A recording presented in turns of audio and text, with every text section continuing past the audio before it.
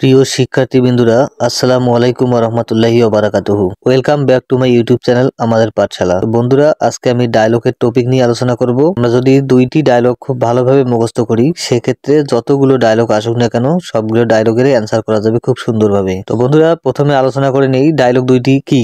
একটি হলো good side, একটি হলো ব্যাড সাইড। তো গুড সাইড সম্পর্কিত যে ডায়লগগুলো আছে সেগুলো হলো যেমন physical exercise, early rising, importance of reading news paper. তো এখানে আমি 10টা তুলে দিয়ে রাখছি, এই 10টা। এবং ব্যাড সাইড সম্পর্কিত যে ডায়লগগুলো আছে যেমন load shedding, road accident, acid throwing, এই ধরনের যে ডায়লগগুলো আছে এগুলো হলো ব্যাড সাইড। তো বন্ধুরা, গুড সাইড সম্পর্কিত যে ডায়লগ বা ব্যাড সাইড সম্পর্কিত ডায়লগ, তো প্রশ্নপত্রে যেভাবে উল্লেখ থাকবে, সাপোজ ইউ আর রাকিব, অথবা রাকিবের জায়গায় যে কোনো একটা নাম থাকতে পারে, and your friend Rana, now write a dialogue about, পরীক্ষায় যে বিষয়টা আসবে সেই বিষয়ের নাম। তো বন্ধুরা, প্রথমে আমাদের যেভাবে অ্যান্সার করতে হবে, এ ডায়লগ বিটুইন মাইসেলফ, তার নিজের নামটা বসাতে হবে, অ্যান্ড মাই ফ্রেন্ড, ফ্রেন্ডের নামটা বসাতে হবে, ইজ অ্যাবাউট, পরীক্ষায় যে বিষয়টি থাকবে সেই বিষয়ের নাম, আর গিভেন বিলো। তো বন্ধুরা, গুড সাইড সম্পর্কিত যে ডায়লগটি আছে সেই ডায়লগটি এখানে তোমরা একটা স্ক্রিনশট মেরে নিবা, এবং ব্যাড সাইড সম্পর্কিত যে ডায়লগটি আছে তোমরা টোটাল এটার একটা স্ক্রিনশট মেরে নিবা। জাস্ট এখানে গুড সাইড এবং ব্যাড সাইড অর্ধেক লাইনেই একই, জাস্ট গুড সাইডের কিছু অংশ আলাদা এবং ব্যাড সাইডের কিছু অংশ আলাদা। তো এটা যদি তোমরা মুখস্থ করো,